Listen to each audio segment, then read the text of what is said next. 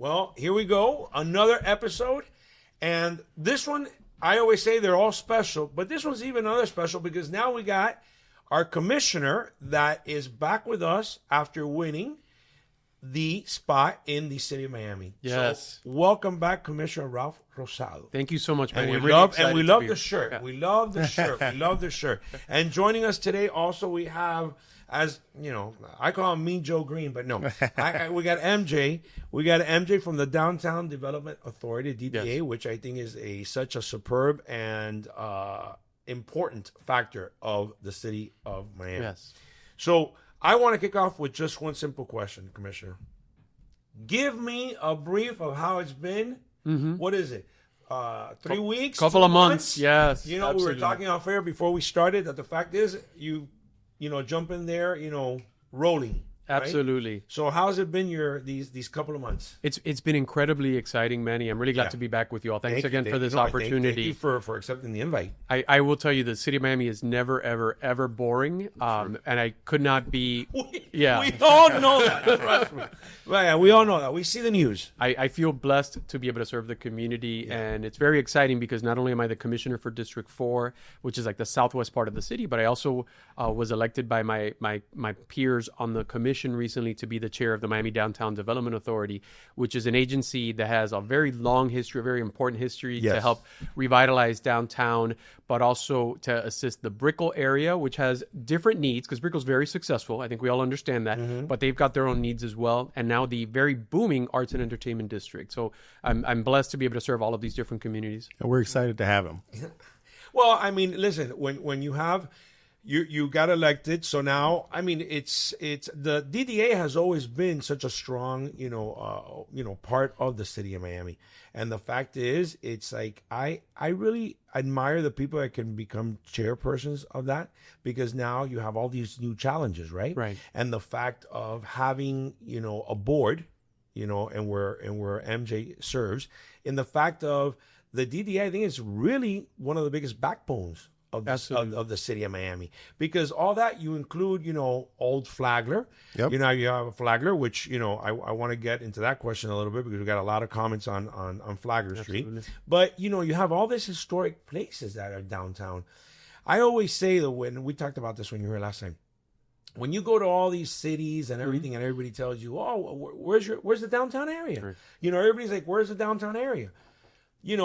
In our place, we have a spectacular downtown area that I feel that needs still to explode even more of where it should be. I think the explosion is happening, though. As you look at the growth in Miami, and we've seen growth all throughout the county, but the majority of the growth and the majority of the cranes are in the DDA district.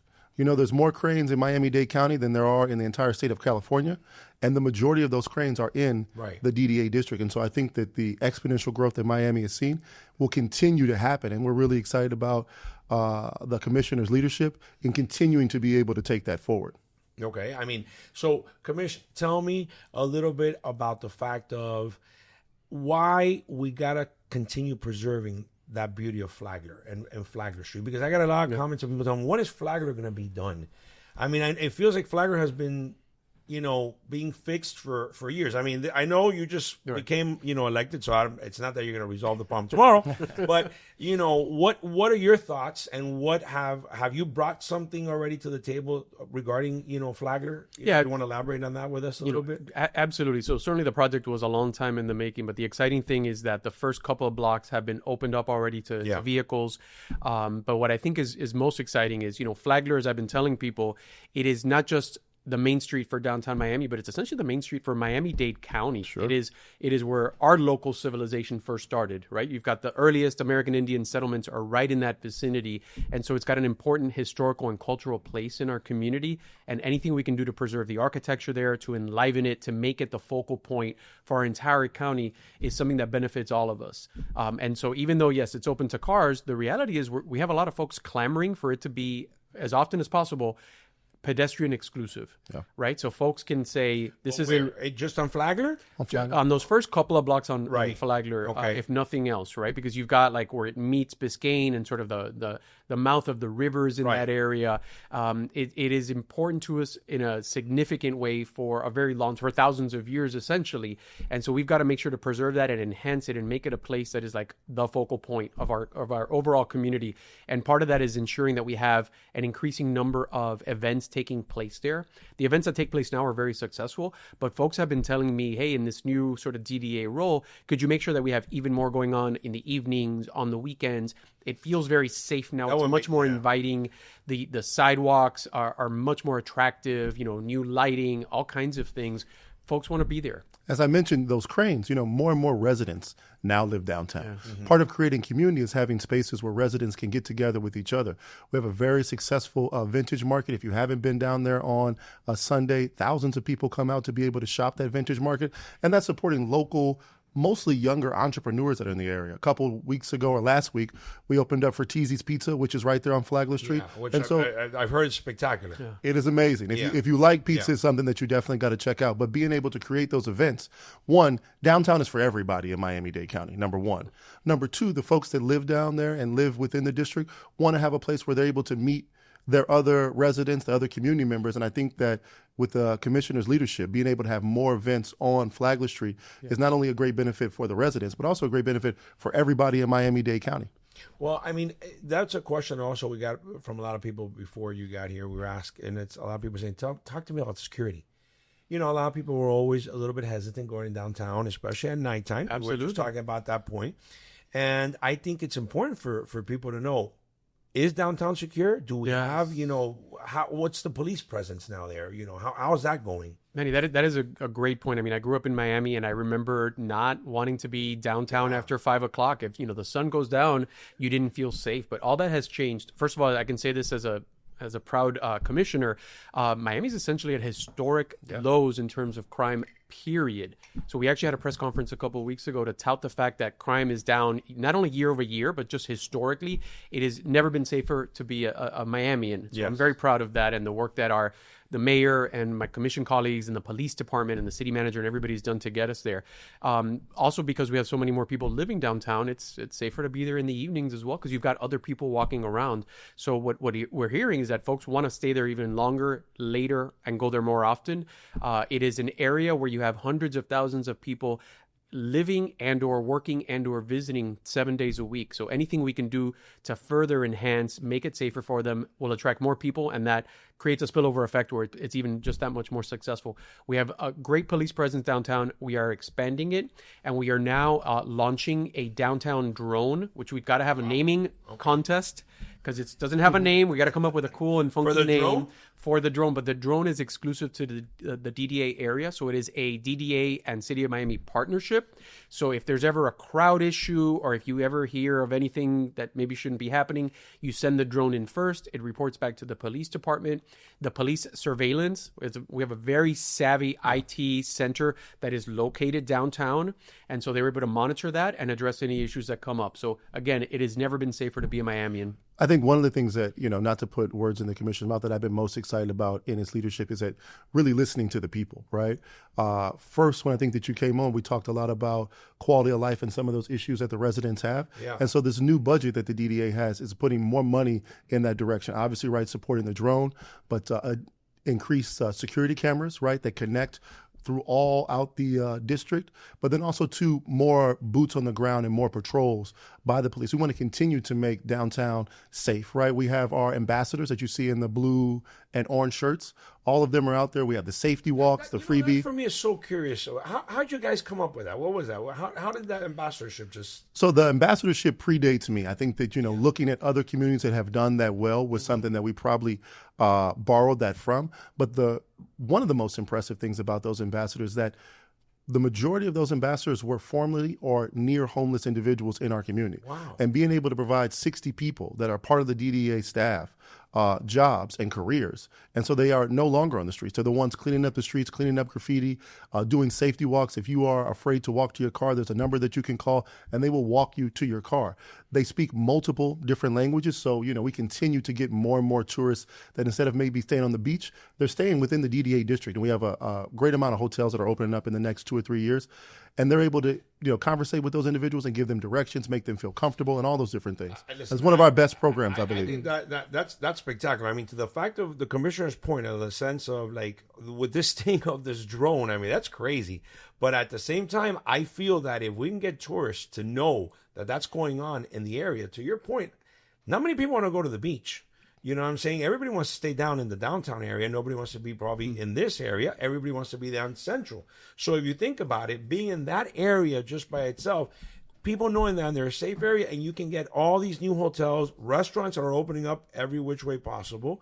I wanted to touch on something else that could be a future thing again, the Olympia Theater. Yes. And the fact of that's historic. I mean, we had historic. We had a great podcast. Again, we had a lot of controversy back and forth with that. I never understood why, because I've always said I don't know what people could be against. With the Olympia Theater being such a iconic place. I knew it always growing up. I would go to field trips when I was 14 or 15, going to Olympia Theater.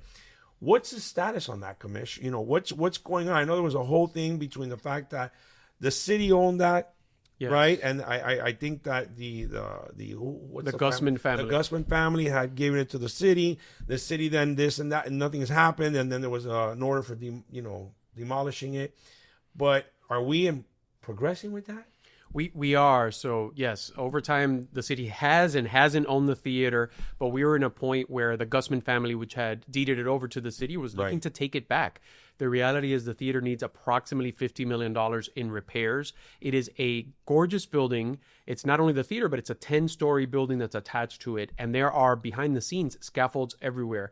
It needs a ton of money to bring it up to code.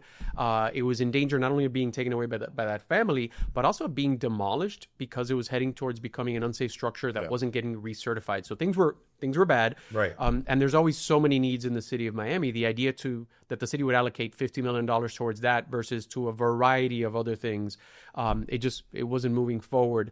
And so now we have a proposed deal with Academica and SLAM to actually do a school there, and they would activate it with classrooms and offices, etc. Yeah, we had some people from them, which I thought it was a spectacular idea. And our role as commissioners is to review the proposed deal terms and to make the deal as strong as possible. I know that a lot of folks said, well, what we're scared of is that it becomes an institution that, yes, it serves school children, and that's a wonderful cause, but what about the public? And so I personally pushed for a variety of public meetings to be able to get as much input from all interested stakeholders as possible, and ensuring that the theater is open the majority of the year, evenings, weekends, to the public. So there should be a tremendous amount of cultural programming that takes place far beyond what's ever taken place, in fact. Correct. And I had personally requested that there be like an arts advisory council that helps to program it, right?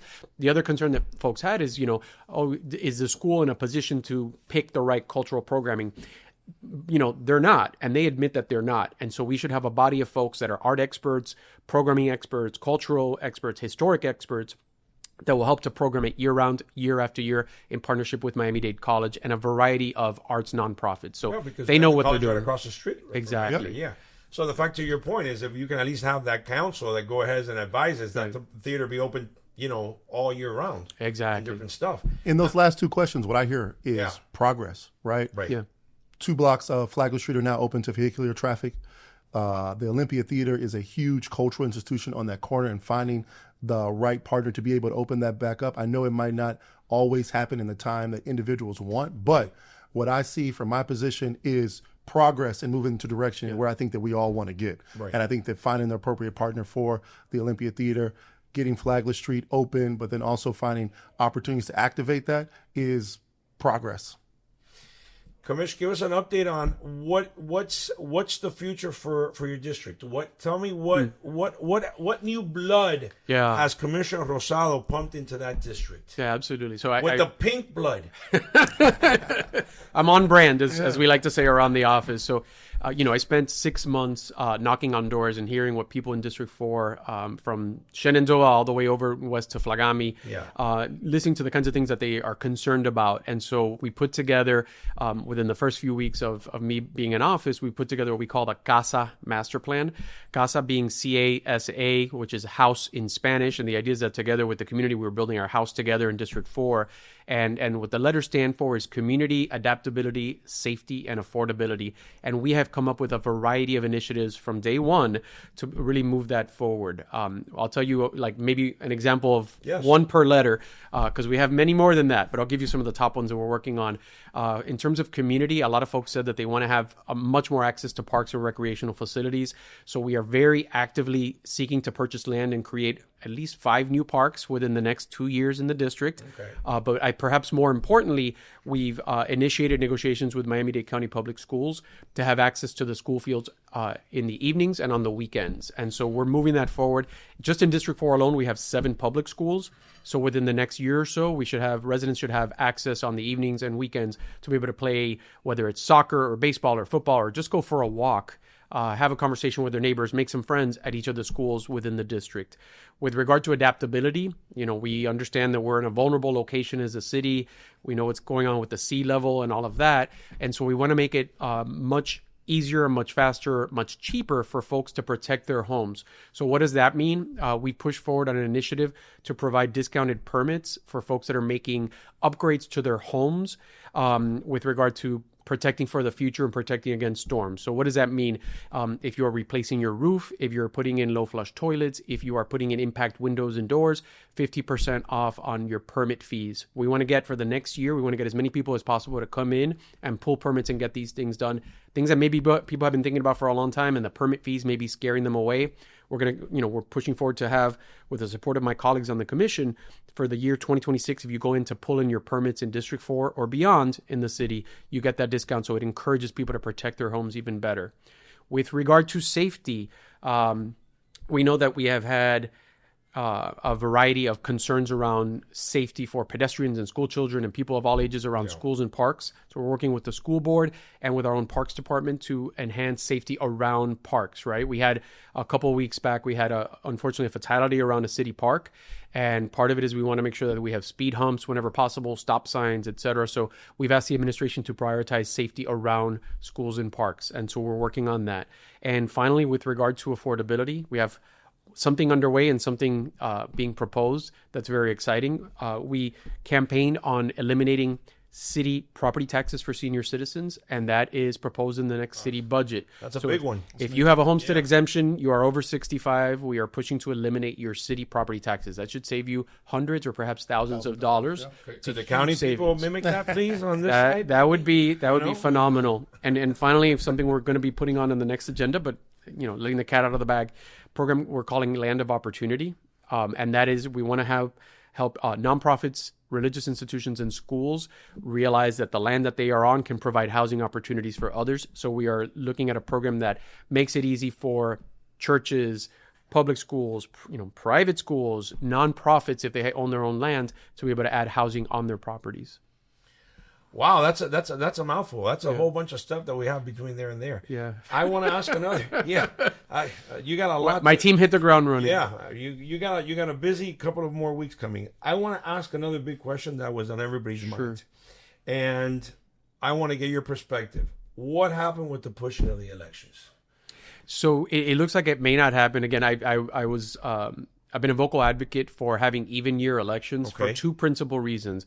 In the city of Miami, when our elections are on odd years, as they have been for forever, the turnout is low. It's 10 to 15%. Moving them to even years, when you've got state elections, county elections, federal elections, turnout is much closer to 70%. Mm-hmm. So I think it is, having elections on even years is pro-democracy.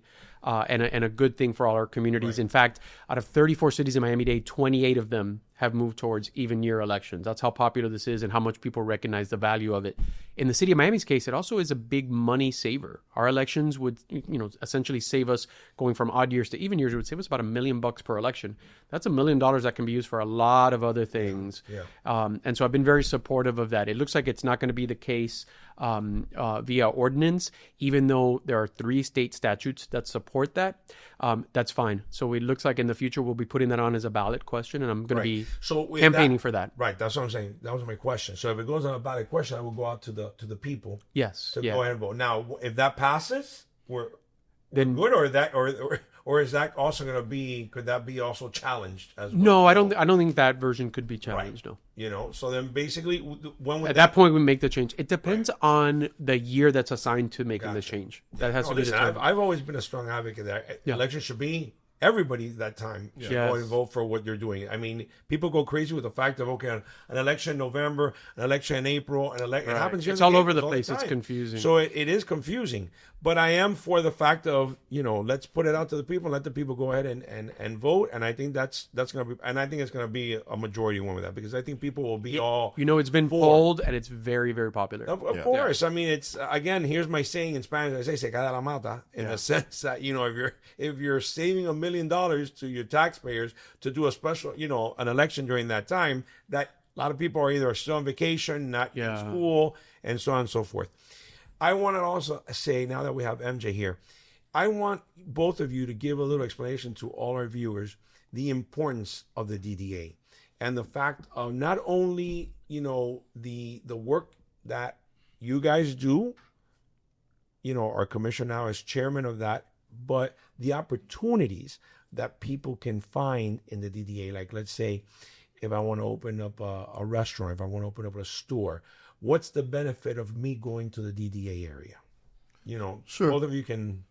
If you don't mind, I'll go first. I think, you had mentioned how important downtowns are across America.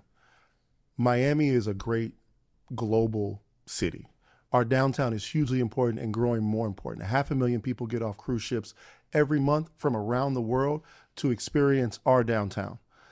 The DDA is for everyone, the residents, the tourists, everyone that lives in Miami-Dade County, and every visitor, no matter where they come from. So the organization continuing to push things forward, continuing to make things safe, continuing to allocate money from our budget to the things that matter and continue to push this economy forward, I think are hugely important. From the opportunities, one, the opportunity is for everyone to have their voice heard. Every single DDA meeting is open to the public. They are posted online. Everyone can come. People from outside the district should come because downtown is important. I imagine that people have lived here for years and years. Someone has come to visit them, they've taken them to Bayside. Someone has come in to visit them, they've taken them to one of the restaurants downtown. The DDA and the district is a district that is for everyone that lives within Miami-Dade County. The opportunities are vast. If you are a small business, not only supporting you on grants, but also supporting you in the permit process. The commissioner talked about how important that is and how somewhat difficult it can be. We want to make that easier and help you navigate that. Time is money. The grants, we continue to support restaurant openings. Fertizzi's Pizza just opened. That's amazing entrepreneur downtown named Brian that has a couple of different restaurants downtown. But then all of the cultural events. We just wrapped up our creative collaborator grants. We got 70 participants last year. I think that this is going to be closer to 80 or 90. Wow.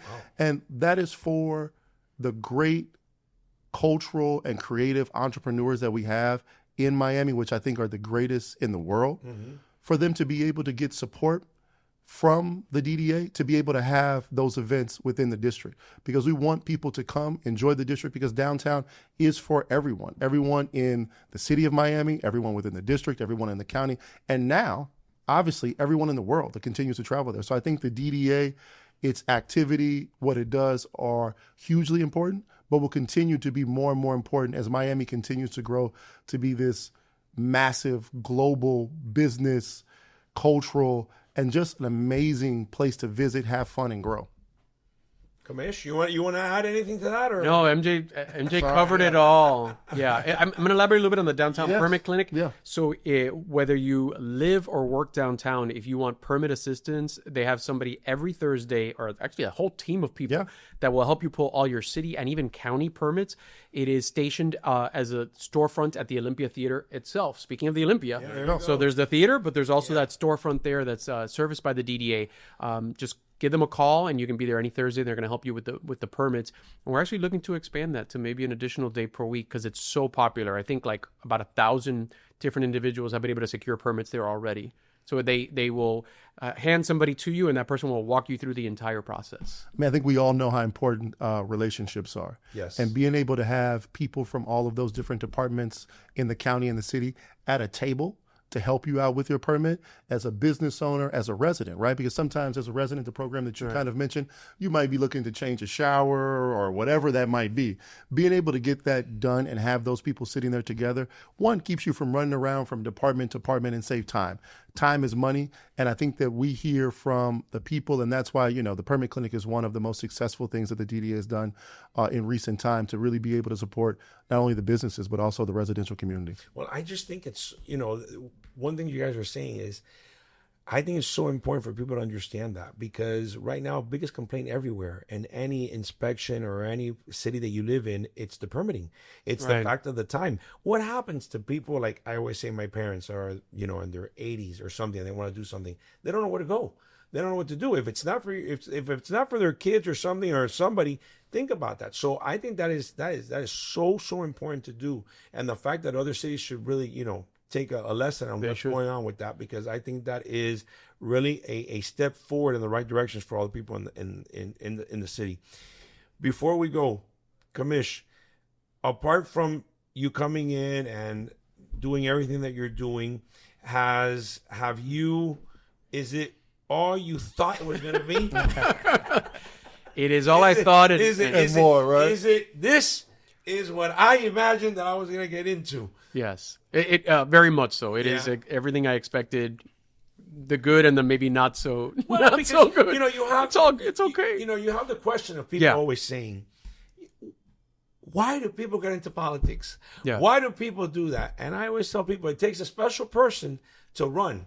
Because your life changes. And an even more special person to win. And one more special to win. And it doesn't matter what level you're in. It all comes with responsibilities. Right. Yeah. And I think it's important, because we like to put out there in this program all those young people, entrepreneurships, and people that say, I want to serve my community. And at any level, your level, at MJ's level, working in an organization like DDA, I think you got to give hope to all those young women and men and say, if you really want to do it, go for it. Go for it. Because sometimes you see what's going on there. People ask me my times when I used to work in politics, and I said, listen, I loved it.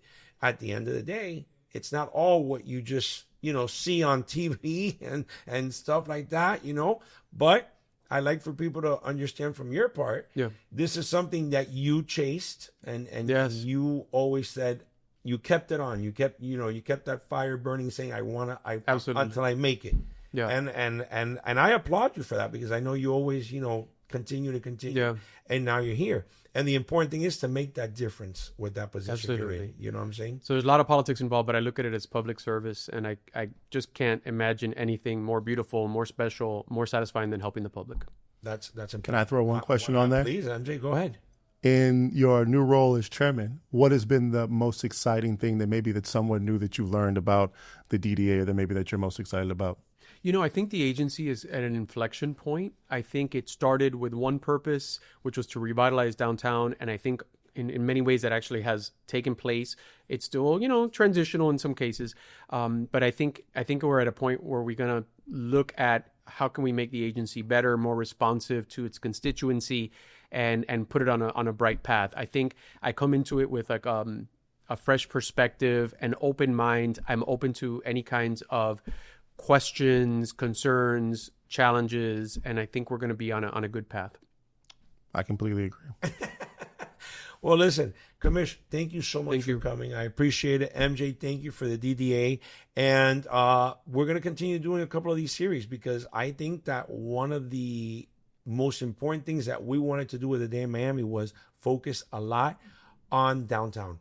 And we want to do a whole bunch of series, which if you don't know, we want to do like a whole bunch of series within the city. Okay, great. Of Miami. Amazing. We want to go to different places within the DDA area. Yeah. And we want to shed that spotlight to our viewers and to our listeners to say, wow, I didn't even know this place existed. I'd say something around, if you've been in Miami for 2 weeks, 2 years, or 20 years, one thing that we probably all have in common is we've seen some change. Yes. And so I think a lot about what we'll be doing in the future is kind of a rediscovery of the district, of things that are going on, the Seabolt Building, Flagler Street, Olympia Theater, Miami World Center, the Bright Line, constant change, but a lot of progress, things going in the right direction, and be able to show that to the rest of our community for them to be able to enjoy is something that I'm excited about. You know, before we go, and I think you're going to get a kick out of this, you know, a lot of people don't even know what the Sable Building is.